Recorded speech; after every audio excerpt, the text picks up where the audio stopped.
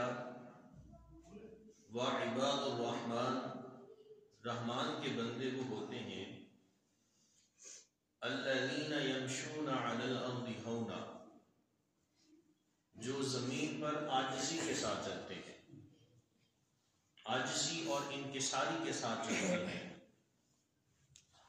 پھر ارشاد فرمایا وَإِذَا خَاطَبَهُمُ الْجَاهِلُونَ قَالُوا سَلَامًا، اور جب جاہل ان سے گفتگو کرتے ہیں تو یہی کہتے ہیں قالوا سلاما، فقط سلام۔ جاہلوں کے ساتھ بحث میں نہیں پڑتے، فضول اور لایانی گفتگو نہیں کرتے۔ سب سے پہلی علامت بیان فرمائی کہ رحمان کے بندے وہ ہوتے ہیں جو زمین پر عاجزی کے ساتھ چلتے ہیں۔ قرآن مجید فرقان حمید میں دوسرے مقام پر ارشاد فرمایا گیا وَلَا تَمْشِ فِي الْأَرْضِ مَرَحًا إِنَّكَ لَن تَخْرِقَ الْأَرْضَ وَلَن تَبْلُغَ الْجِبَالَ طُولًا۔ ارشاد فرمایا کہ زمین میں اکڑ اکڑ کے نہ چلو، وَلَا تَمْشِ فِي الْأَرْضِ مَرَحًا، زمین میں اترا کر اکڑ کے نہ چلو، اس لیے إِنَّكَ لَن تَخْرِقَ الْأَرْضَ وَلَن تَبْلُغَ الْجِبَالَ طُولًا، کہ تمہارا یہ اکڑ کے چلنا نہ تو تم اس سے زمین کو پھاڑ سکتے ہو اور نہ ہی تم آسمان کی بلندیوں تک پہنچ سکتے ہو۔ تمہارا یہ زمین پہ اکڑ کے چلنا کوئی معنی نہیں رکھتا ہے۔ وَلَا تَمْشِ فِي الْأَرْضِ مَرَحًا، زمین پر عاجزی اور انکساری کے ساتھ چلنا ہے، اکڑا اکڑا کے نہیں چلنا، اترا کے نہیں چلنا ہے، اس لیے کہ نہ تو یہ تمہاری اکڑ وہ زمین کو پھاڑ سکتی ہے، وَلَن تَبْلُغَ الْجِبَالَ طُولًا، اور نہ ہی تمہاری یہ جو اکڑ ہے یہ پہاڑوں کی طرح آسمانوں تک بلند ہو سکتی ہے۔ تو رحمان کے بندوں کی صرف پہلی بیان فرمائی کہ الذین یمشون علی الارض ہونا، وہ زمین پر چلتے ہیں تو آہستہ آہستہ چلتے ہیں، قدم پھونک پھونک کے رکھتے ہیں۔ حضور نبی رحمت نور مجسم صلی اللہ علیہ وسلم اب کے صحابی حضرت سیدنا عبداللہ بن عباس رضی اللہ تعالی عنہما ارشاد فرماتے ہیں رسول کریم علیہ السلام نے ارشاد فرمایا تمہارے لیے سکون سے چلنا ضروری ہے، نیکی اگر رکھی گئی ہے تو وہ فقط سکون میں ہے، تیزی کے ساتھ چلنے میں نیکی نہیں ہے، کہ تم دوڑ کے جاؤ نیکی کی جانب، اس میں نیکی نہیں ہے۔ تمہیں جو نیکی رکھی گئی ہے وہ سکون میں رکھی گئی ہے، تو ارشاد فرمایا تمہارے لیے سکون سے چلنا ضروری ہے، دوڑنے میں تمہارے لیے کوئی نیکی نہیں ہے۔ دوسری روایت حضرت سیدنا ابو ہریرہ رضی اللہ تعالیٰ عنہ سے مروی ہے، فرماتے ہیں آقا دو جہاں صلی اللہ علیہ وسلم نے ارشاد فرمایا تیز چلنا ایمان والوں کی ہیبت کو ختم کر دیتا ہے۔ جو ایمان والے ہوتے ہیں ان کا اپنا ایک روب اور دبدبہ ہوتا ہے، جب وہ آہستہ آہستہ چلتے ہیں تو ان کی شان و عظمت بیان ہوتی ہے، جب وہ تیزی کے ساتھ دوڑ کے چلتے ہیں تو ایمان والوں کی ہیبت ختم ہو جاتی ہے۔ اور حضرت انس بن مالک رضی اللہ تعالیٰ عنہ فرماتے ہیں آقا علیہ السلام نے ارشاد فرمایا کہ تیزی کے ساتھ چلنے والوں کو اللہ تعالیٰ ان کے چہرے کا حسن ختم کر دیتا ہے۔ تو زمین یہاں تیزی پہ چلنے سے مراد اکڑ اکڑ کے چلنا ہے، لیکن کچھ جگہیں ایسی ہیں کہ جہاں پر تیزی کرنا، جلدی قدم اٹھانا وہ باعث ثواب ہے، جیسے جمعہ مبارک کا دن ہے، اس بارے میں حکم بھی ہے کہ یا ایھا الذین آمنوا اذا نودی للصلاۃ من یوم الجمعہ فاسعوا الی ذکر اللہ وذروا البیع، کہا اے ایمان والو جب تمہیں جمعہ کے لیے بلایا جائے تو فاسعوا الی ذکر اللہ، فاسعوا الی ذکر اللہ، سعی کرو، کوشش کرو، جمعہ مبارک کی ادائیگی کے لیے مساجد کا رخ کرو۔ اسی طرح سے اگر اکڑ کے چلنے کی بات آتی ہے تو طواف کے دوران پہلے 4 چکروں میں رمل کیا جاتا ہے، اس سے مراد ہوتا ہے اکڑ اکڑ کے چلنا، یہ سنت مبارکہ ہے۔ جب طواف کی ابتدا ہوئی تو اس وقت خانہ کعبہ کے بالکل چاروں اطراف میں کفار بیٹھے ہوتے تھے اور وہ مسلمانوں کو دیکھ رہے ہوتے تھے کہ یہ کس طرح سے خانہ کعبہ کا طواف کرتے ہیں۔ تو نبی علیہ الصلوۃ والتسلیم کے جب تقریباً 40 کے قریب صحابہ ہوئے تو پھر طواف کی ابتدا ہوئی تھی۔ تو حضور علیہ الصلوۃ والتسلیم نے اپنے صحابہ کو حکم فرمایا تھا کہ ان کفار و مشرکین کو دکھانے کے لیے تم اکڑ اکڑ کے چلو، کندھے مار مار کے چلو۔ تو طواف کے پہلے 4 چکروں میں رمل کرنا یہ سنت ہے، لیکن اس کے علاوہ سنت نہیں ہے۔ تو یہ اکڑ اکڑ کے چلنا زمین پر، یہ ایمان والوں کی صفات میں شامل نہیں ہے۔ ایمان والوں کی صفات میں یہ چیز شامل ہے کہ جب وہ زمین پر چلتے ہیں تو عاجزی اور انکساری کے ساتھ چلتے ہیں۔ اللہ تعالیٰ تکبر کرنے والوں کو پسند نہیں کرتا۔ انہو لا يحب المستکبرین، اللہ تعالیٰ تکبر کرنے والوں کو ان سے پیار نہیں کرتا۔ اللہ تعالیٰ کن سے پیار کرتا ہے؟ الذین یمشون علی الارض ہونا، جو زمین پر عاجزی اور انکساری کے ساتھ چلتے ہیں، اللہ تعالیٰ ان سے محبت کرتا ہے۔ پھر ارشاد فرمایا وَإِذَا خَاطَبَهُمُ الْجَاهِلُونَ قَالُوا سَلَامًا، جب جاہل ان سے گفتگو کرتے ہیں تو وہ ان کے ساتھ بحث و مباحثہ میں نہیں پڑتے، بلکہ کہتے ہیں قَالُوا سَلَامًا، تمہیں سلامتی ہو۔ جاہل آدمی کے ساتھ بحث نہیں کی جاتی۔ آپ ایک عالم کو ایک دلیل کے ذریعے سے ہرا سکتے ہیں، لیکن ایک جاہل کو اگر آپ 1000 دلیلیں بھی دیں گے وہ تب بھی اپنی ہار نہیں مانے گا۔ ایک عالم جو ہے اس کو اگر آپ صحیح دلیل دیتے ہیں آپ اس کو ہرا سکتے ہیں، لیکن وہ دلیل صحیح ہونی چاہیے۔ لیکن ایک دوسری جانب جاہل ہے، جاہل کو آپ 1000 دلیلیں بھی دیں گے آپ کی بات کو نہیں مانے گا، اس لیے کہ وہ جاہل ہے۔ تو قرآن کا ایک کرائٹیریا ہے، قرآن مجید فقہاء حمید نے عالم اور غیر عالم کے درمیان فرق رکھا ہے۔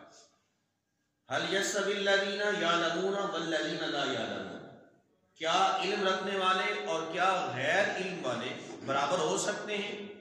انما يتذكر اولو الالباب، اللہ تعالیٰ نے اس میں نشانیاں رکھی ہیں عقل والوں کے لیے۔ تو عالم اور غیر عالم برابر نہیں ہو سکتے، عالم کا مقام اپنا ہوتا ہے، غیر عالم کا مقام اپنا ہوتا ہے۔ تو جو غیر عالم ہے اگر وہ عالم کی سیٹ پر آ کر بیٹھے تو اس کو مسئلے کا علم ہی نہیں ہے، تو وہ کیسے کہہ سکتا ہے کہ میں عالم ہوں؟ اس نے تو علم سیکھا ہی نہیں۔ ایک چھوٹی سی بات ہے، ایک الیکٹریشین ہے، الیکٹریشین کا کام ہے بجلی کا کام کرنا ہے۔ اب آپ اسے لکڑی کا کام کروائیں گے اس کو نہیں کرنا آئے گا۔ اسی طرح سے کارپینٹر ہے جو لکڑی کا کام کرنے والا ہے، آپ اسے کہیں کہ موٹر سائیکل کو پنچر لگانا وہ نہیں لگا سکے گا، کیونکہ وہ تو میکینیکل کا کام ہے، گاڑی کا وہ کام نہیں کر سکتا، وہ اس کا کام تو لکڑی کو بنانا ہے، وہ لکڑی کی چیزیں بناتا ہے۔ یوں ہی ایک عالم ہے، اس کو آپ یہ کہیں کہ آپ لکڑی کا کام کریں وہ نہیں کر سکے گا، اور لکڑی کا کام کرنے والا وہ عالم کی جگہ پر آ کر نہیں بیٹھ سکتا ہے، وہ عالم کے برابر نہیں ہو سکتا ہے۔ تو اللہ تعالیٰ نے ایک کرائٹیریا رکھا ہے، درمیان میں ایک فرق رکھا ہے۔ هل يستوي الذين والذين لا يعلمون، کہا کہ جو اہل علم ہیں اور بغیر علم والے ہیں وہ برابر نہیں ہو سکتے۔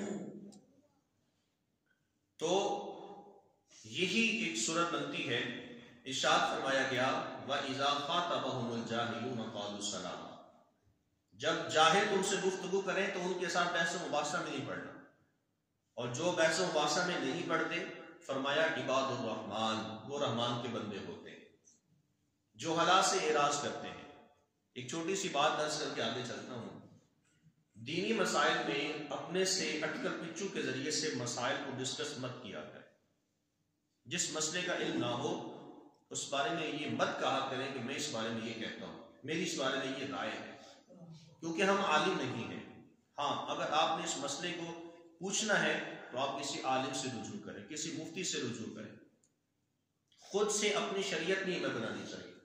جہاں دیکھیں نا 5-7 بندے بیٹھے کسی مسئلے پہ بات ہو رہی ہے تو فٹ سے ایک آدمی بات کر دیتا ہے، اچھا میں اس بارے میں یہ بتاتا ہوں، آپ کے پاس کوئی سرٹیفکیٹ ہے، آپ نے کسی سے سنا ہے مسئلہ، آپ نے کسی عالم کی صحبت اختیار کی ہے، اس کے پاس بیٹھے ہیں، آپ کو پتہ ہے، بس اپنی مرضی سے بتاتے کہ میں اس بارے میں یہ کہتا ہوں.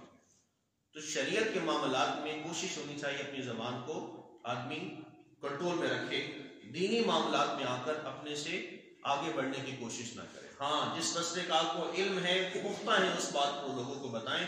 جس بارے میں نہیں پتا وہاں اپنی زبان کو ہمیں بند رکھنے کی ضرورت ہے. تو فرمایا کہ رحمان کے بندوں کی صفات کی ہوتی ہیں الذین یمشون علی الارض ہونا، جب وہ زمین پر چلتے ہیں تو عاجزی کے ساتھ چلتے ہیں. وَإِذَا خَاطَبَهُمُ الْجَاهِلُونَ قَالُوا سَلَامًا، اور جب جاہل ان سے گفتگو کرتے ہیں تو وہ بحث میں نہیں پڑتے بلکہ کہتے ہیں قَالُوا السَّلَامَ، تمہیں سلام ہو. وہ بحث و مباحثہ میں نہیں پڑتے. پھر آگے ارشاد فرمایا وَالَّذِينَ يَبِيتُونَ لِرَبِّهِمْ سُجَّدًا وَقِيَامًا، رحمان کے بندوں کی صفات کی ہوتی ہیں کہ وہ اپنے رب کے حضور رات گزارتے ہیں حالت سجدہ میں اور حالت قیام میں. سجدہ کرتے ہوئے ان کی راتیں بھی گزر جاتی ہیں اور حالت قیام میں ان کی راتیں گزر جایا کرتی ہیں. رات کا جو قیام ہے، رات کی جو نماز ہے، یہ بہت فضیلت کی حامل ہے. آقا علیہ الصلوۃ والتسلیم نے ارشاد فرمایا جو شخص عشاء کی نماز کے بعد 2 رکعت ادا کر لیتا ہے، حضور نے فرمایا وہ ساری رات شب بیداری کرنے سے بھی افضل و اعلیٰ ہے. عشاء کی نماز کے بعد فقط 2 رکعت ادا کرنے پر اتنا زیادہ ثواب ہے. حضرت سیدنا عثمان غنی رضی اللہ تعالیٰ عنہ ارشاد فرماتے ہیں جس شخص نے عشاء کی جماعت کے ساتھ نماز ادا کی گویا اس نے آدھی رات قیام کیا، اور جس نے فجر کی نماز با جماعت ادا کی تو فرماتے ہیں رسول کریم علیہ السلام نے ارشاد فرمایا اس نے ساری رات قیام کیا. اتنی زیادہ فضیلت ہے. تو فرمایا کہ رحمان کے بندے وہ ہوتے ہیں والذین یبیتون لربہم سجدا وقیاما، جو رات کو بسر کرتے ہیں حالت سجدہ میں اور حالت قیام میں. حضور نبی رحمت صلی اللہ علیہ وسلم کا اپنا یہ عمل رہا. آقا علیہ السلام کے بعد حضور علیہ السلام کے صحابہ کا یہ عمل رہا. وہ اپنی راتوں کو خوف الہی، خشیت الہی میں اور قیام اللیل میں بسر کیا کرتے تھے. آقا علیہ الصلوۃ والتسلیم کی رات کی نماز وہ کبھی 11 رکعات پر مشتمل ہوتی تو کبھی 13 رکعات پر مشتمل ہوا کرتی. 11 رکعات یوں ہوتے کہ آقا علیہ السلام عشاء کی جو واجب ہیں ان کو تہجد کے وقت ادا کیا کرتے تھے. اس کو قیام اللیل کہتے ہیں. آقا علیہ السلام وطروں کو مؤخر کر کے وہ بالکل نماز فجر کے قریب اذان فجر سے پہلے تہجد کے اوقات میں جو 3 واجب ہیں وہ ادا فرمایا کرتے ہیں.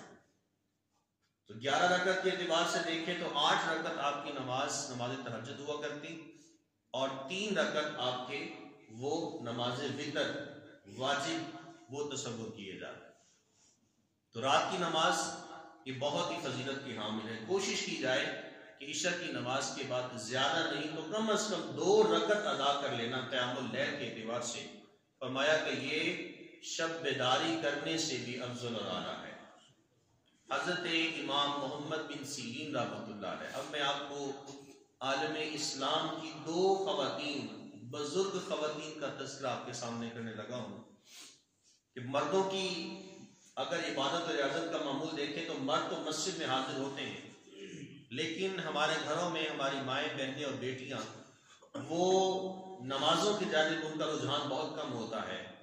در حقیقت یہ 2 باتیں ہماری ماؤں، بہنوں، بیٹیوں کے لیے ایک بڑی مشعل راہ ہے.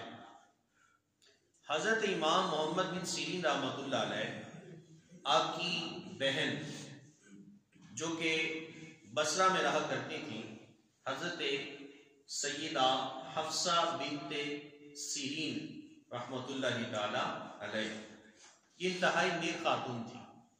ساری رات اللہ رب العالمین جل شانہ کی بارگاہ میں سجدہ ریز رہا کرتی تھی.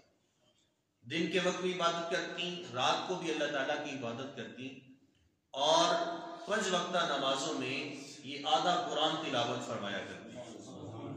5 وقتہ نمازوں میں فجر، ظہر، عصر، مغرب، عشاء، ان پانچوں نمازوں میں ایک دن میں روزانہ کی بنیاد پہ آدھا قرآن پورے 15 پاروں کی تلاوت فرمایا کرتی تھی. ساری رات کا آپ کا یہ معمول ہوا کرتا تھا. اور امام محمد بن سیرین رحمۃ اللہ علیہ، آپ کی یہ بہن کا یہ عمل تھا کہ جب نماز کے لیے کھڑی ہو جاتی تو چراغ کو جلا دیا کرتی تھی. تو اس وقت تک حالت نماز میں کھڑی رہتی جب تک کہ چراغ بجھ نہیں جاتا. دیا بھی ختم ہو جاتا لیکن آپ کی نماز ختم نہیں ہوتی تھی. اس وقت تک حالت نماز میں رہتی. اور پھر اگر رات کا وقت ہوتا تو دیا بھی بجھ جاتا، لیکن آپ کی عبادت و ریاضت کے طفیل اللہ تعالیٰ جل شانہ آپ کے گھر کو چراغ کی طرح روشن رکھتا تھا. چراغ کی طرح روشنی آپ کے گھر میں موجود رہا کرتی. یہ حضرت امام محمد بن سیرین رحمۃ اللہ علیہ، آپ کی بہن حضرت سیدہ حفصہ بن سیرین رحمۃ اللہ تعالی علیہ کا یہ عمل ہے. اسی طرح سے حضرت سیدہ رابعہ بصریہ کا نام تو آپ نے یقیناً سنا ہوگا. رابعہ بصریہ رحمۃ اللہ تعالی علیہ، آپ بھی ساری رات اللہ رب العالمین کی عبادت کرتی اور فجر کے قریب قریب تھوڑی دیر کے لیے سو جایا کرتی.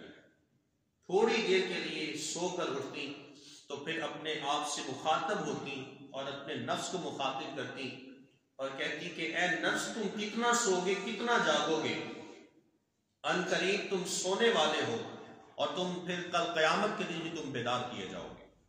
مطلب ساری رات عبادت کر کے فجر سے تھوڑی دیر پہلے سو لیتی، پھر بھی کہتی تم کتنا سو گے. اور ہماری نمازوں کا تو معیار ہی کچھ نہیں ہے. ہمارا تو سونے کا کوئی ٹائم بھی نہیں ہے. پہلے ایسا وقت ہوتا تھا کہ لوگ راتوں کو آرام میں گزارتے اور دن کے وقت کام کیا کرتے تھے. اور آج یہ نظام ہے کہ ہم لوگ دن میں سوتے ہیں، راتوں کو ہماری فیکٹریاں بھی آن ہوتی ہیں اور کمپنیاں بھی آن ہوتی ہیں اور سارے کام رات کو کیے جاتے ہیں. جب ہم نے اللہ تعالیٰ کی تخلیق سے، اللہ تعالیٰ کی تقسیم سے ہم نے اختلاف کیا ہے، پھر ہماری معیشت تباہ ہوئی ہے. یہ اللہ تعالیٰ کی تقسیم تھی. اللہ تعالیٰ نے رات بنائی تھی سکون کے لیے، دن بنایا تھا کام کرنے کے لیے، اور ہم نے دن کو بنا دیا سکون کے لیے، رات کو بنا دیا کام کرنے کے لیے. پھر ہمارے اوپر معاملات، ہم آہستہ آہستہ زوال کی طرف جانا شروع ہو گئے. تو جب ہم نے اللہ کی تقسیم سے اعتراض کیا، اللہ کی تقسیم سے ہم نے اختلاف کیا ہے، ہمارے لیے مشکلات پیدا ہو گئی.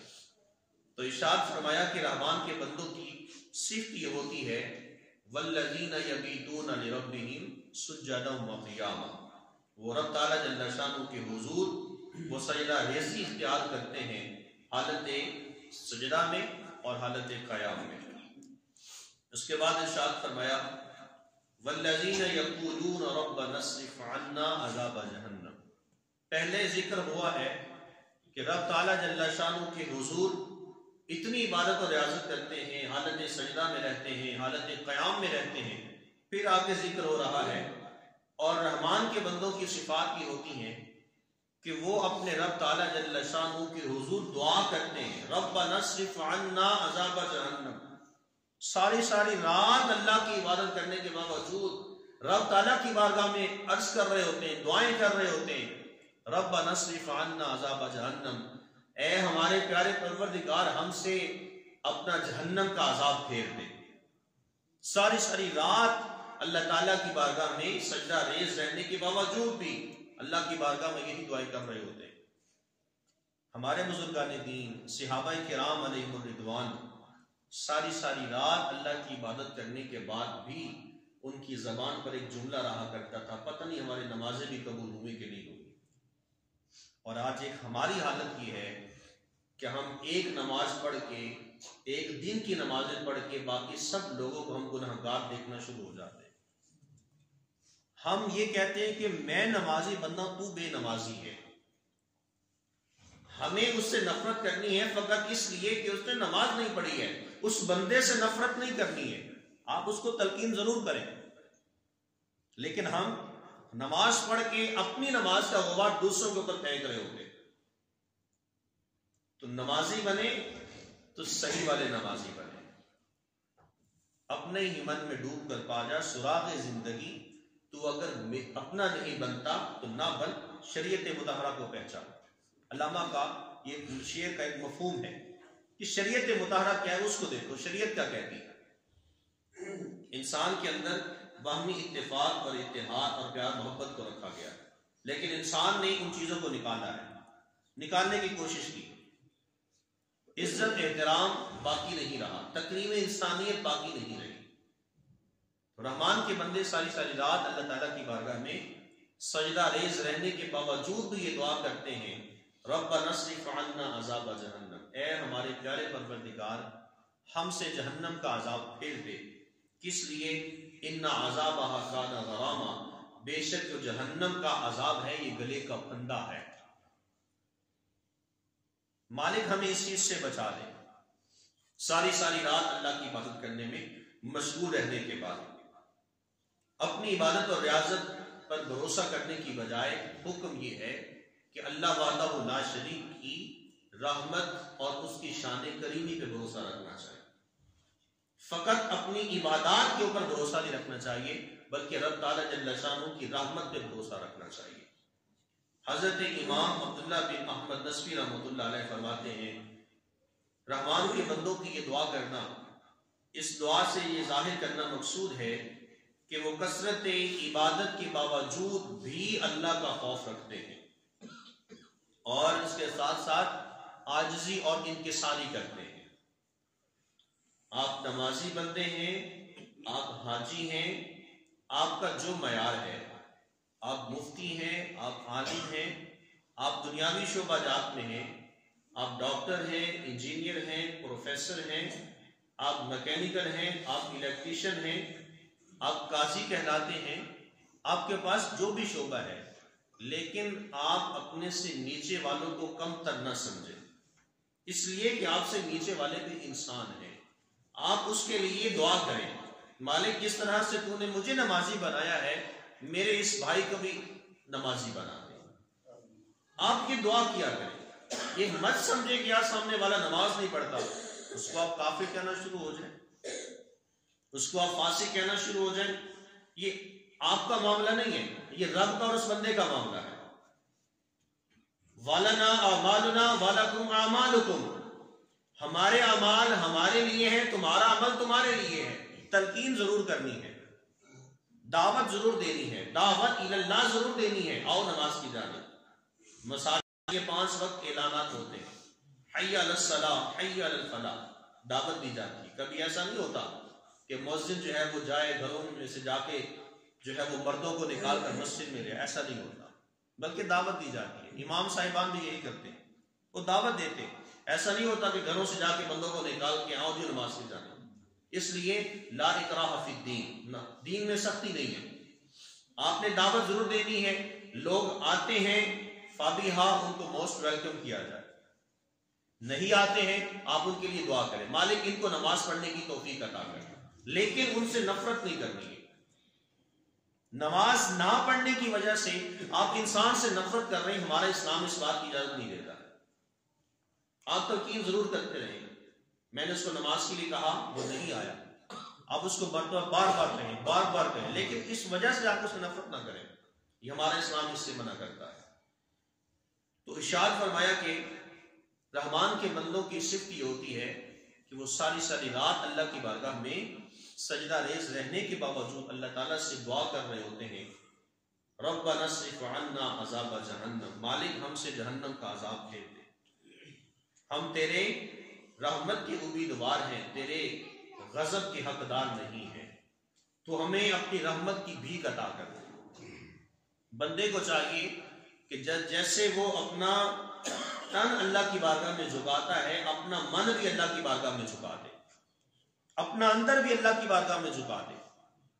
اس کو چاہیے کہ وہ جو نمازی بندہ بنا ہے تو وہ نرم روح بھی بن جائے، وہ نرم لہجے والا بھی بن جائے، محبت کرنے والا بن جائے، نفرت کرنے والا نہ بنے۔ اس لیے آقا علیہ السلام نے ارشاد فرمایا، بشروا ولا تنفروا، آپس میں ایک دوسرے کے ساتھ محبت سے رہو، ولا تنفروا، نفرت نہ پھیلاؤ۔ بشارتیں دو، خوشخبریاں دو، محبت کے ساتھ رہو. یہ اسلام ہے. اسلام اتنا خوبصورت دین ہے. آپ راستے میں جا رہے ہوتے ہیں، آپ پتھر کو اٹھا کر ایک طرف کر دیتے ہیں، وہ بے جان پتھر بھی آپ کے حق میں دعائے مغفرت کرتا ہے. تو جب رستے سے گزرنے پہ پتھر کو ہٹانے پہ ثواب ہے، تو سوچیں اگر کوئی ایک مسلمان بھائی اپنے مسلمان بھائی کی تکالیف کو دور کرنے کے لیے اس کا سہارا بنے گا تو اللہ کس قدر مشکلات کو آسان فرمائے گا. تو محبت اور محبت اس کو فروغ دے. آپ سے کوئی بڑا ہے، آپ سے کوئی چھوٹا ہے، کسی کی عزت نفس مجروح نہیں ہونی چاہیے. ہر کسی کو پیار دیں، ہر کسی کو عزت دیں، ہر کسی کو احترام کے ساتھ پیش آئیں. پھر دیکھیے اللہ آپ کو اتنی عزتیں عطا کرے گا، اب سوچ میں پڑ جائیں گے یار میرا عمل تو ایسا کچھ تھا ہی نہیں، اللہ نے مجھے یہ کمال کیسے عطا کر دیا. میں کیا کرتا ہوں کہ ہم لوگ نا پیسے کی انویسٹمنٹ کرتے ہیں. کسی کو ہم نے 10 لاکھ روپے کسی کے پاس انویسٹمنٹ کر دیا. اب ہوتا کیا ہے کہ آپ کو مہینے کے آخر پہ کچھ نہ کچھ پروفٹ آتا رہتا ہے. وہ 10 لاکھ 15 لاکھ 20 لاکھ روپیہ وہ آپ کا پیچھے باؤنڈ رہتا ہے، لیکن آپ کو پروفٹ آتا رہتا ہے. آپ کاروبار کرتے ہیں، تجارت کرتے ہیں. یہ انویسٹمنٹ ہم لوگ دنیاوی کرتے ہیں. میں کہتا ہوں رب تعالیٰ سے بھی انویسٹمنٹ کر کے دیکھیں. آپ رب تعالیٰ جل شانہ کی مخلوق سے محبت کریں. یہاں آپ دنیا میں مخلوق کے ساتھ کاروبار کرتے ہیں، آپ کو دنیاوی فائدہ ہوتا ہے. اسی مخلوق کے ساتھ آپ محبت کے ساتھ پیش آئیں، عزت دیں، احترام دیں، ایسی تجارت کریں. رب تعالیٰ جل شانہ اپنی مخلوق کے ساتھ پیار، محبت، عزت، احترام کرنے کی وجہ سے اللہ آپ سے محبت فرمائے.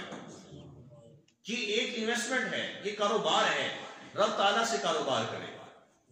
آپ کسی کو عزت دیں، رب تعالیٰ آپ کو عزت دے گا. آپ کسی کو محبت دیں گے، رب تعالیٰ آپ سے محبت کرے گا. آپ کسی کو وقت دیں گے، اللہ تعالیٰ آپ کو وقت دے گا. اللہ تعالیٰ آپ کو یاد کرے گا.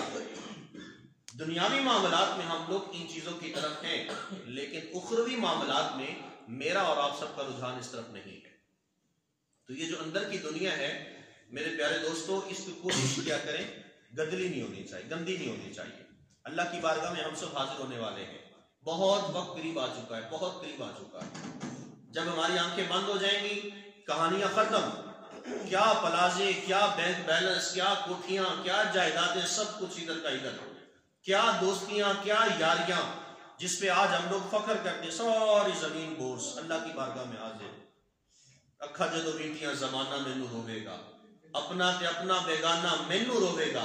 جدو میں نے دسیا میں خارانوں میں خانے وچ جام ٹوٹ جان گے، میں خانہ مینو روے گا. کئی لوک لوک رون گے تے کئی بوک بوک رون گے. گلیاں دا سیانا تے ایانا مینو روے گا. وقت آنے والا ہے، زیادہ دور نہیں ہے. بالوں کا سفید ہو جانا یہ اللہ تعالیٰ کی طرف سے انڈیکیٹر ہے کہ تمہاری داڑھی کے بال سفید ہونے کو ہیں، تمہارا وقت قریب ہے. لیکن اس سے نوجوان قطعاً یہ نہ سمجھے کہ ہماری داڑھی کے بال تو ابھی تک کالے ہیں، وہ تو سفید نہیں ہوئے ہیں. وہ رب تعالیٰ جل شانہ بہتر جانتا ہے کس کی جان کو کب لینا ہے. تو وہ وقت قریب ہے. آپس میں پیار، محبت، عزت، احترام کے ساتھ پیش آیا جائے. یہ ہمارے اسلام کی تعلیمات ہیں. حضور نبی رحمت نور مجسم صلی اللہ علیہ وآلہ وسلم، آپ کے صحابہ کا بھی یہی عمل رہا کہ وہ ساری رات اللہ کی بارگاہ میں سجدہ ریز رہنے کے باوجود بھی اللہ تعالیٰ کی بارگاہ میں دعائیں کیا کرتے تھے کہ مالک ہمیں عذاب جہنم سے بچا لے. اس لیے انہا ساعت مستقرا و مقاما، اس لیے کہ وہ بہت ہی بری جگہ ہے ٹھہرنے کی. پھر آگے ارشاد فرمایا والذین اذا انفقوا لم یسرفوا ولم یقتروا وکان بین ذلک قواما. فرمایا کہ رحمان کے بندے وہ ہوتے ہیں جب وہ خرچ کرتے ہیں تو وہ فضول خرچی نہیں کرتے، وہ کنجوسی نہیں کرتے ہیں. جب بھی وہ کام کرتے ہیں تو وہ ان کا جو کام ہوتا ہے وہ اعتدال کے ساتھ ہوتے ہیں. وکان بین ذلک قواما، بلکہ ان دونوں کی درمیانی صورت ہوتی ہے. نہ بہت زیادہ فضول خرچ ہوتے ہیں اور نہ بہت زیادہ کنجوسی کرتے ہیں. کیا وکان بین ذلک قواما، بلکہ درمیانی صورت اختیار کرتے ہیں. اللہ نے آپ کو مال دیا ہے، آپ فضول کاموں میں خرچ نہ کریں. کتنے ایسے لوگ ہیں جن کی جوان بیٹیاں گھروں میں بیٹھی بوڑھی ہو رہی ہیں، اور باپ کے پاس اتنا پیسہ نہیں ہے کہ اپنی بیٹی کے ہاتھ گیلے کر سکے. باپ دنیا سے چلا جاتا ہے، بھائی دن کے وقت بھی کام کرتا ہے، رات کو بھی کام کرتا ہے، اوور ٹائم لگاتا ہے، کس لیے اپنے بہن کے ہاتھ گیلے کرنے. باپ دنیا سے چلا گیا ہے لیکن بہن کے ہاتھ پیلے کرنے کے لیے میرے پاس پیسہ نہیں ہے. آپ لوگوں کو تلاش کریں، ڈھونڈیں. کتنے ایسے لوگ ہمارے معاشرے میں پائے جاتے ہیں، ہم دیکھ بھی رہے ہوتے ہیں یہ بندہ ضرورت مند ہے، یہ مقروض ہے، اس کو پیسوں کی ضرورت ہے، لیکن اس کے باوجود ہم اپنے پیسوں کے اوپر جو ہے وہ اس قدر کاربد ہوتے ہیں، ہم اپنے پیسوں کی حفاظت کر رہے ہوتے ہیں. تو کوشش کریں کہ آپ کا مال دنیا میں لگ جائے. آپ کی یہی اولادیں جن پہ آپ ناز کر رہے ہیں اور جس دولت پہ آپ ناز کر رہے ہیں، یہی آپ کی دولت، یہی آپ کا پیسہ، یہی آپ کی اولادیں اسی دولت کو آپ کے لیے جہنم میں جانے کا ذریعہ بنا سکتی ہیں. آپ کو کیا خبر ہوگی آپ دنیا سے چلے جاتے ہیں، آپ کی وہی اولاد اٹھا کر اسی پیسے سے حرام کام شروع کر دے. آپ نے اسی اولاد پہ بھروسہ کیا، اسی دولت پہ آپ نے بھروسہ کیا، لیکن وہی دولت، وہی اولاد آپ کے لیے وہ دخول جہنم کا ذریعہ بن رہی ہے. تو کوشش کریں اللہ نے آج جتنا آپ کو دیا ہے اس کو اللہ کی بارگاہ میں لگاتے چلے جائیں. سب سے بہترین صدقہ ہوتا ہے اپنے گھر والوں پہ لگانا. بہترین صدقہ یہ ہوتا ہے آپ اپنے گھر والوں پہ صدقہ لگائیں، اس لیے کہ وہ آپ کے اپنے گھر والے ہیں، آپ کے بیوی بچے ہیں، آپ کے ماں باپ ہیں، آپ ان کو کھلائیں. یہ سب سے بہترین صدقہ ہے. حضور نبی رحمت صلی اللہ علیہ وسلم کے اصحاب کے بارے میں یہ آیت کریمہ نازل ہوئی. والذین اذا انفقوا لم یسرفوا ولم یقتروا وکان بین ذلک قواما.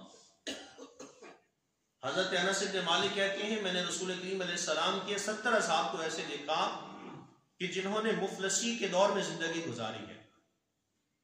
ان کی زندگی کا مقصد بھوک کو روکنا ہوتا تھا. وہ کبھی سیر ہو کے کھاتے پیتے نہیں تھے، کبھی انہوں نے پیٹ بھر کے کھانا نہیں کھایا ہوتا تھا. اللہ تعالیٰ کی بارگاہ میں ہر وقت وہ قناعت کیا کرتے تھے. تقوی اور پرہیزگاری کو اپنی زندگی کا حصہ بنایا ہوا ہے. تو کوشش کریں اللہ نے نعمتیں عطا کی ہیں ان کا صحیح استعمال کریں. اللہ نے آپ کو دولت دی ہے اس کا صحیح استعمال کریں. ایک بات ذہن نشین رکھیے کہ 500 کا نوٹ کسی ڈانس کرنے والے یا ڈانس کرنے والے کے اوپر لوٹانے میں بڑا مزہ آتا ہے، لیکن وہی 500 کا نوٹ اگر آپ کسی کے گھر میں اس کا چولہا جلانے میں مدد کر سکتے ہیں نا، تو میں رب تعالیٰ جل شانہ کی حضور پوری امید کے ساتھ یہ بات کہتا ہوں کہ وہ 500 روپیہ بھی آپ کے لیے جنت میں جانے کا ذریعہ بن جائے گا. کنجریوں پہ لوٹانے میں بڑا مزہ آتا ہے، بہت مزہ آتا ہے، پیسہ لوٹانے میں بڑا مزہ آتا ہے، لیکن ضرورت مند کو وہ پیسہ دینا اس میں عافیت ہے، اس میں ثواب ہے. اس طرح ہم لوگ نہیں جاتے. ہم لوگ سیاست دانوں کے اوپر پیسہ لوٹا رہے ہوتے ہیں. سیاست دانوں سے کیا لینا ہوتا؟ فقط دنیا کا فائدہ. جتنا پیسہ آپ نے سیاست دانوں کے اوپر لوٹا دیا ہے، اتنا ہی پیسہ اگر آپ کسی کی بیٹی کی شادی میں اس کو دے دیتے، اس کی بیٹی آسانی کے ساتھ اپنے گھر کو چلی جاتی، رخصتی ہو جاتی، تو یقین مانیے وہ بیٹی بھی آپ کے لیے دعائے مغفرت کرتی، اس بیٹی کا باپ بھی آپ کے حق میں دعا کرتا. اپنے دولت کو ان کاموں میں انویسٹ کریں. ہم لوگ اس طرف نہیں آتے. ہماری ایک عادت یہ ہوتی ہے ذات گرامی، جس طرف سے ہمیں دولت آنی ہوتی ہے، دولت آنے کے راستے ہوتے ہیں وہ بند کر دیتے ہیں، اور جہاں سے نہیں آنی ہوتی وہ دروازے سارے کھلے ہوتے ہیں. میں مثال آپ کو دیتا ہوں. رب تعالیٰ جل شانہ کا پیغام یہ ہے من جاء بالحسنۃ فلہ عشر امثالها. میری بارگاہ میں اگر کوئی ایک نیکی بھی لے کر آتا ہے، ہم اسے ایک کے بدلے میں 10 عطا کرتے ہیں. یہاں سے نیکیاں ملنی ہیں، آپ نے اللہ کی بارگاہ میں خیرات کرنا ہے، اللہ آپ کو ایک کے بدلے میں 10 عطا کرے گا. آپ نے 1 روپیہ صدقہ کیا، آپ کو 10 ملے. آپ نے 10 کیا، آپ کو 100 ملے. آپ نے 100 کیا، آپ کو 1000 ملے. آپ نے 1000 کیا، اللہ نے آپ کو 1 لاکھ عطا کر دیا. یہ دروازہ ہے، یہ رحمت کا دروازہ کھلا ہے، یہاں سے پیسے آپ کو آنے ہیں. اچھا کہاں پہ لگا رہے ہیں؟ کنجریوں پہ، سیاستدانوں پہ، ڈانس کرنے والوں پہ. اور جہاں کہیں دیکھا کہ کتے بلے کی لڑائی ہو رہی ہے یا مرغوں کی لڑائی ہو رہی ہے، جہاں دیکھا کہ ریچھ اور کتے کو آپس میں لڑایا جا رہا ہے اور ڈبہ قسم کے پیروں نے آ کر یہ سارے معاملات خراب کر دیے، وہاں ہم لوگ پیسہ لوٹا رہے ہیں. جہاں سے کچھ بھی نہیں آنا ہے، جہاں سے کچھ بھی نہیں آنا وہاں پیسہ لٹائی جا رہے ہیں۔ آپ مسجد کی تعمیر میں پیسہ لگائیں، آپ مدرسہ کی تعمیر میں پیسہ لگائیں جو آپ کے لیے صدقہ جاریہ بنے۔ آپ کسی کی بیٹی کی شادی کروا دیں، جو کوئی قرض دار ہے اس کا قرضہ اتار دیں۔ آپ کسی کے پاس گھر نہیں ہے، کوئی بے گھر ہے، اپنا تھوڑا سا پیسہ ملا کے آپ اس کو کہیں کرائے پہ انویسٹ کر دیں، اس کو کہیں کرائے پہ بٹھا دیں، ایک چھت اس کو ڈلوا دیں، آپ چھوٹا سا گھر اس کے لیے بنا دیں۔ یہ نیکی کے کام میں کرنے کے ہیں، یہاں پیسہ ہم لوگ نہیں لگاتے، لیکن جہاں نہیں لگانا ہوتا ہے وہاں لگائے جا رہے ہیں۔ تو اپنے پیسے کا صحیح استعمال، نعمت جو اللہ تعالیٰ نے عطا کی ہے اس کا صحیح استعمال کیا جائے تو وہی صحیح طور پر ہمارے لیے بخشش کا ذریعہ بن سکتی ہے۔ تو اللہ رب العالمین نے ارشاد فرمایا کہ رحمان کے بندوں کی صفت یہ ہوتی ہے جب ان کو خرچ کرنے کا حکم ہوتا ہے تو نہ تو وہ فضول خرچی کرتے ہیں اور نہ وہ کنجوسی کرتے ہیں، وَكَانَ بَيْنَ ذَلِكَ قَوَامًا، بلکہ وہ کیا کرتے ہیں، ان دونوں کے بیچ اعتدال کا راستہ اختیار کرتے ہیں۔ آخری آیت کریمہ ارشاد فرمایا وَالَّذِينَ لَا يَدْعُونَ مَعَ اللَّهِ إِلَٰهًا آخَرَ، رحمان کے بندوں کی صفت یہ ہوتی ہے کہ وہ اللہ وحدہ لا شریک کے ساتھ کسی کو شریک نہیں ٹھہراتے۔ اور پھر ارشاد فرمایا وَلَا يَقْتُلُونَ النَّفْسَ الَّتِي حَرَّمَ اللَّهُ إِلَّا بِالْحَقِّ وَلَا يَزْنُونَ، فرمایا کہ وہ ناحق کسی کو قتل نہیں کرتے اور وہ بدکاری نہیں کرتے ہیں۔ اور پھر ارشاد فرمایا اگر کوئی شخص ایسا کرے گا وَمَن يَفْعَلْ ذَلِكَ يَلْقَى أَثَامًا، جس نے ایسا کیا اللہ اس کو سزا دے گا۔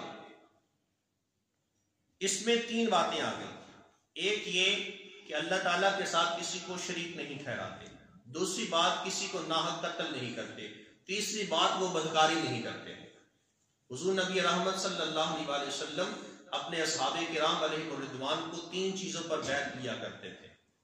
ان سے بیعت اس بات لی جاتی کہ تم اللہ وحدہ لا شریک کے ساتھ کسی کو شریک نہیں بناؤ گے، تم زنا نہیں کرو گے، تم قتل نہیں کرو گے۔ یہ تین قسم کی آقا علیہ السلام اصحاب کرام علیہ الرضوان سے بیعت لیا کرتے تھے، اور یہی بیعت تھی جنہوں نے صحابہ کی تربیت میں یہ چیز شامل کر دی۔ کسی بھی صحابی نے ادنا سی بھی بدکاری کا ارتکاب نہیں کیا۔ آقا علیہ السلام کے تمام صحابہ جنتی، تمام صحابہ کی تربیت حضور علیہ السلام نے ایسے کر دی کہ کسی بھی صحابی کو حتیٰ کہ برائی کا ارتکاب کرنا تو دور کی بات ہے، برائی کا شائبہ بھی دماغ کے اندر نہیں آیا۔ یہی وہ تربیت ہے۔ اور پھر ان اصحاب کے بارے میں اللہ تعالیٰ نے قرآن کی آیات کو نازل فرما دیا۔ تو یہ سورہ فرقان کی جو آیات بینات ہیں، اس میں رحمان کے بندوں کی صفات بیان ہوئی ہیں۔ ان صفات کو مجھے اور آپ سب کو کوشش کرنی ہے آہستہ آہستہ اپنے اندر، جو چیزیں آپ کے اندر پہلے سے موجود ہیں بہت اچھی بات، جو نہیں ہے ان کو آہستہ آہستہ تبدیلی کی جانب لے کر آئیں، ایسی چیزیں اپنی زندگی میں شامل کریں جس سے ہم اللہ کی بارگاہ میں جا کر سرخرو ہو سکیں۔ آپس میں اتفاق، اتحاد اور پیار محبت کے ساتھ رہنے کی کوشش کیجیے۔ فقط ہماری یہ جو نماز کا جو پلیٹ فارم ہے، مساجد کا جو پلیٹ فارم ہے، یہ فقط اس لیے نہیں ہے کہ ہم جمعہ مبارک کو حاضر ہوں اور ایک دوسرے سے مصافحہ کریں اس کے بعد چلے جائیں، بلکہ یہ بہت سارے پیغامات ہمیں سناتی ہے۔ اس میں ہر دولت مند کو بھی سلام ہے، اس میں ہر شخص کو سلام ہے، چاہے کوئی مالک مکان ہے، کوئی کرایہ دار ہے، کوئی کالے رنگ والا ہے، کوئی گورے رنگ والا ہے، ہم لوگ سبھی برابر ہیں۔ کسی کو بھی حقارت کی نظر سے نہ دیکھا جائے کہ یار یہ فلان بندہ حقیر ہے، کسی کو بھی حقیر نہ سمجھیں۔ ہم سب لوگ اللہ رب العالمین جل شانہ کی حضور سجدہ ریز ہوتے ہیں، اور سب بندے کی زبان پہ ایک ہی نعرہ ہوتا ہے، اللہ اکبر۔ اللہ اکبر کا نعرہ ہماری سب کی زبانوں پہ ہوتا ہے، چاہے کوئی کروڑوں پتی انسان ہے یا چاہے کوئی روزانہ کی بنیاد پہ 1000 روپے کما کے اپنے گھر کا چولہا جلانے والا ہے، چاہے کوئی کالے رنگ والا ہے کوئی گورے رنگ والا ہے، سبھی کی زبان پہ یہ جملہ ہوتا ہے۔ کوئی مالک مکان ہے تو کوئی کرایہ دار ہے، سب کی زبان پہ یہ جملہ ہوتا ہے۔ تو ہم سبھی لوگ آپس میں ایک دوسرے کے ساتھ پیار، محبت اور اتفاق کے ساتھ رہیں۔ ایک اور بات، آخری بات کر کے جانا چاہتا ہوں کہ ہم لوگ جب کسی سے مصافحہ کر رہے ہوتے ہیں نا تو کوشش کیا کریں کہ دونوں ہاتھ سے سلام دیا کریں۔ یہ جو ایک ہاتھ سے سلام کرنا ہے نا، اور پھر کچھ لوگوں کی عادت ہوتی ہے کہ وہ ایسے ہاتھ کر رہے ہوتے ہیں، ہاتھ سیدھا بھی نہیں کرتے، اور ڈر لگتا ہے کہ نہ جانے کی کرنٹ لگ جائے، اگلا بندہ کوئی ہمارے ہاتھ پہ کوئی کچھ مار نہ دے۔ کچھ لوگوں کی عادت ہوتی ہے وہ ایک ہاتھ سے آگے کرتے ہیں اور صرف انگلیاں ٹچ ہوتی ہیں، پیچھے ہاتھ مکمل ٹچ ہی نہیں ہوتا۔ کیسی یہ وہ بدبو ہے ہمارے جسم کے اندر موجود ہے، ایک متکبرانہ انداز ہے یہ کہ آپ اس سے سلام لے رہے ہیں اس لیے کہ ایسے کر رہے ہیں، آپ دونوں ہاتھ سے سلام لے لیں، اس میں آپ کو کیا جائے گا؟ یہ حضور علیہ السلام کی حدیث ہے، افشوا السلام بینکم، آپس میں سلام کو عام کرو، دونوں ہاتھوں سے سلام دو، محبت بڑھتی ہے۔ ہم ایک ہاتھ سلام لے کے چودھری بن رہے ہوتے ہیں، میں بڑا بڑا چودھری، وہ چودھری ہوئے گا اپنے کار ہوئے گا، تو ہر کسی کو عزت دیں، ہر کسی کو ساتھ احترام کے ساتھ پیش آئیں، اس لیے کہ یہ تقریب انسانیت ہے، یہ اللہ کا حکم ہے، یہ اللہ تعالیٰ جل شانہ کے پیارے محبوب کی تعلیمات ہیں۔ اللہ مجھے اور آپ سب کو توفیق عطا نصیب فرمائے۔